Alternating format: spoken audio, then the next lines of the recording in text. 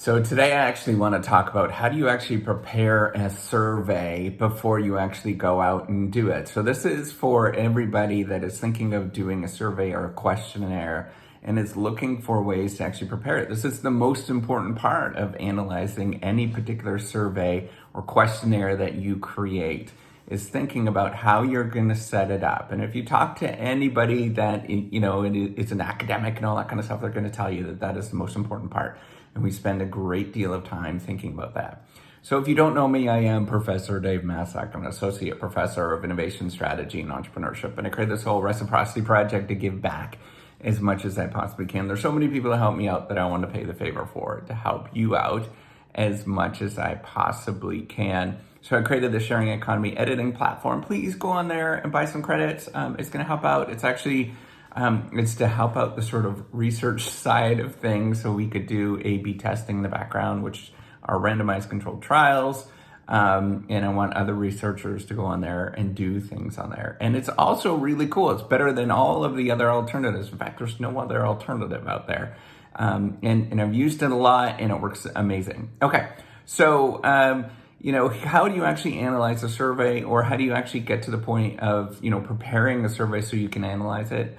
The biggest thing is really thinking about what you're trying to ask. So this is super hard to think about what you're trying to ask, right? We have to think about that. And so what I would get you to do is to, there's two things to figure out what you're trying to ask. First one is to read pretty broadly for a set period of time. So if I was you and I had, let's say I had an entire week dedicated to reading broadly, I'd probably spend about a week, maybe 2 weeks, reading broadly on the thing that you're thinking about. And then I'd call it quits after that, right? And that's like every day where I'm reading and thinking about these kind of things. So that's the first thing to do. The second thing is, actually, I guess there's three things. The second thing is to look for some sort of survey, what's called survey instruments, that have already been done before. So many people in academia have already constructed similar things that you're thinking of, and you want to look at how they have done it and just borrow those things. That's going to be your easiest thing, is to borrow the questions or items that they've already asked, and they're called constructs. These constructs that have, maybe there's 4 or 5 different questions that they ask. Those are called items within those particular constructs.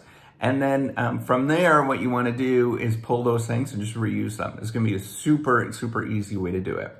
The third thing that I think is super important for everybody to remember is to ask around. Like, ask everybody that you know of how, if this makes sense or if this is complete. You will see, so it's really painful when you see people go through so much work in data collection. I often see this, it's kind of like a junior scholar kind of mistake, like a super junior scholar mistake. And unfortunately, because of training, you see these mistakes of people that do this at not the top institutions, and they put in so much work. So crazy amounts of work, and then they realize after the fact, it's like, this didn't work, or we didn't collect the right thing, or didn't do those kind of things, right? So think about, so the two things that I would get you to add, and then you can add what are called moderating variables. But the two things is your dependent variable, the thing that you want to study. So for us, it's going to be some sort of performance metric. And asking in all sorts of different ways of that performance metric. And then the second thing, so, in a company, it might be like, how many, what was your growth this year? How much profit did you make? Like things like that. But you're not going to get them to answer like completely. So you might want to have like boxes, right? Or, some sort of what's called a Likert scale, some sort of 5-point scale of thinking about what that is. So there's that, but then you also want your independent variable, the thing that you're actually trying to study, right? That particular thing that you're trying to study. So maybe it is,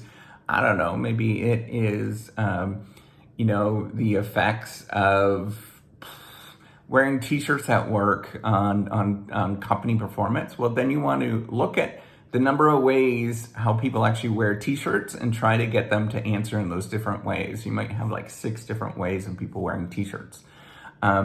and then you ask them questions about those particular things, right? So it's super, super important to do this because you want to capture as much as you possibly can.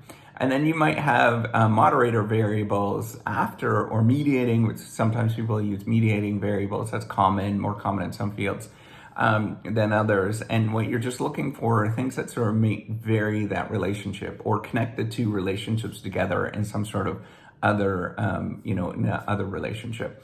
So there's a huge literature and there's lots of stuff. I'd probably spend a month at least talking about these kind of things and how to navigate it. I'm trying to make it very succinct in terms of what you do. And then what you'd want to do is have a survey that's no more than 4 or 5 pages long. After that, people just get really tired and they don't want to do this stuff anymore. They're gonna hate you, and they're just gonna you don't want to go as long as you want, as you would like. In fact, the best surveys that you can do are crazy short, like 5 minutes, but they're hard to get people to get and respond enough to those things. But you can think of different creative ways to get at this kind of stuff, right? And I encourage you to do that, to sort of think creatively how you can get at some of the stuff. So once you do that, but then you have to figure out, you have to think about, okay, people are going to be people, right?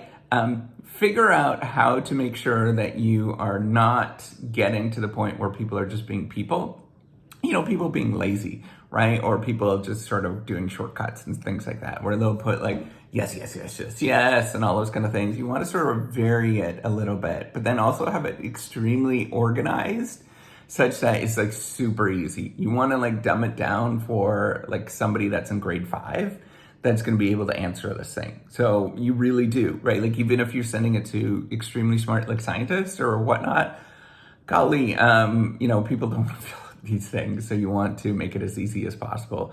I get survey and question, people ask me to do surveys twice a week, 3 times a week, and eventually I'm just I used to fill them out, and I'm I just don't have time.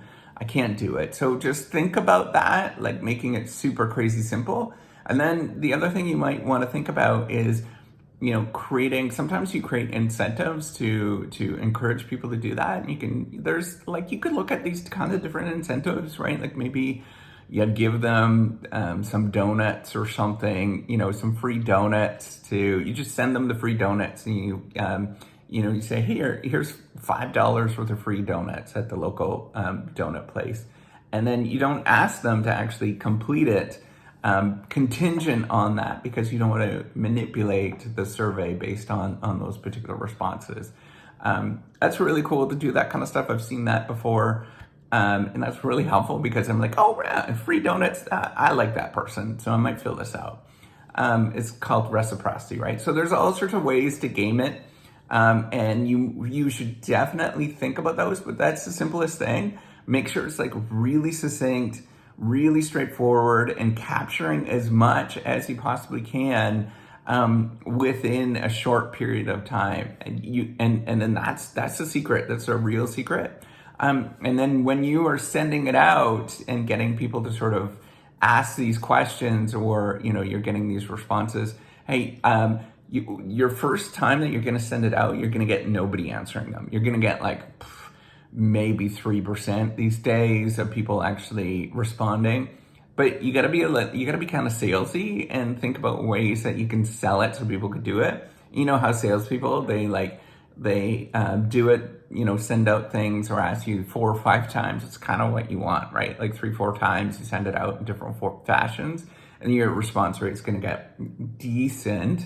Don't expect more than, if you get more than a quarter of the people that have responded, that is actually spectacular in terms of your response rate. That just doesn't happen these days. It's usually a lot less than that. So that's it. That's the simple, succinct way of preparing. Preparing is that's the most important part. And then the other thing is you want to pilot test before. People are going to find all sorts of mistakes. You're going to make a bunch of stupid mistakes when you're doing this, and hopefully people will catch them. So remember to do that before you actually do it. So that's a short answer, as short as I can. All right, take care. Have a wonderful day. All right, bye.